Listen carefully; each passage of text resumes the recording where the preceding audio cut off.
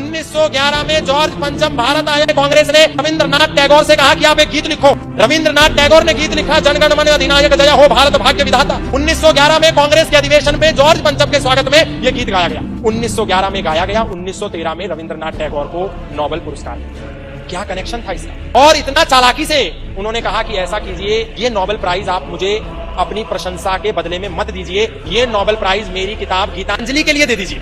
जबकि गीतांजलि को पढ़ेंगे तो नोबेल प्राइज जैसा गीतांजलि में कुछ भी नहीं है। नोबेल प्राइज इसलिए मिला क्योंकि गीत था जॉर्ज पंचम के लिए, जन गण मन अधिनायक जय हो भारत भाग्य विधाता। तुम इस भारत के विधाता हो, तुम्हारी जय हो। पंजाब सिंध गुजरात मराठा द्राविड़ उत्कल बंगा विंध्य हिमाचल यमुना गंगा, ये सब तुम्हारे गीत गा रहे हैं। किसके लिए कहा?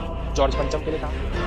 और इस पर कोई सफाई नहीं दी। 1911 में गाया गया। 1911 में गाने के अगले दिन अखबारों ने छाप दिया कि रविंद्रनाथ टैगोर ने जॉर्ज पंचम की प्रशंसा में गीत गाया है। रविंद्रनाथ टैगोर ने कोई प्रतिक्रिया नहीं दी। 1913 में नोबेल पुरस्कार ले आए और जाकर के कब प्रतिक्रिया दे रहे हैं जानते हैं? 1937 में दोबारा दे रहे हैं, 1939 में, और कह रहे हैं मैंने तो भारत भाग्य विधाता ईश्वर के लिए कहा है, जॉर्ज पंचम के लिए नहीं कहा। तुम 20 साल तक कहां थे? 1939 में सफाई दी, 1941 में मर गए।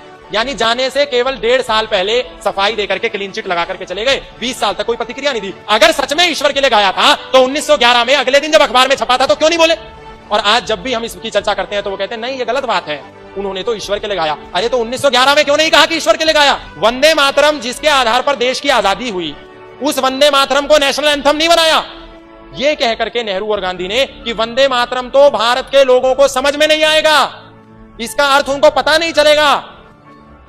क्या तर्क दिया? जिस वंदे मातरम के आधार पर पूरा देश आजाद हुआ उसके लिए कहा गया कि ये तो समझ में नहीं आएगा।